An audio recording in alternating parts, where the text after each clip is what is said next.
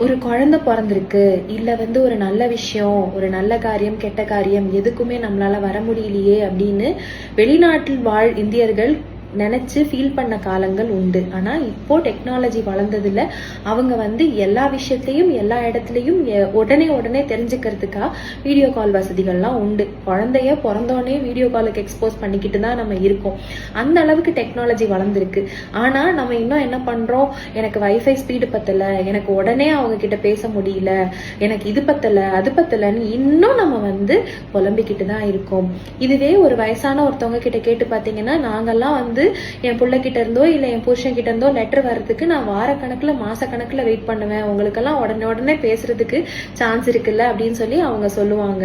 So நம்ம என்ன பண்றோம் அப்படின்னா, நம்ம கிட்ட இருக்கிற விஷயங்கள் எல்லாம் நம்ம டேக் இட் ஃபார் கிராண்டடா எடுத்துக்கிறோம். நம்ம கிட்ட இருக்கிற செல்வமா இருக்கட்டும், நம்ம கிட்ட இருக்க டேலண்டா இருக்கட்டும், நம்மளோட எபிலிட்டிஸா இருக்கட்டும், எல்லாத்தையுமே நம்ம டேக் இட் ஃபார் கிராண்டடா எடுத்துக்கிட்டு நமக்கு இன்னும் வேணும் அப்படின்னு தான் ஆசைப்பட்டுட்டு இருக்கோம். நம்ம கிட்ட இருக்கிற விஷயங்களை ஃபர்ஸ்ட் நம்ம நன்றி சொல்ல கத்துக்கோங்க. கவுண்ட் யுவர் பிளெஸிங்ஸ் அப்படின்றது தான் இன்னைக்கு ஸ்டாய்க்கிசம் பிலாசபி.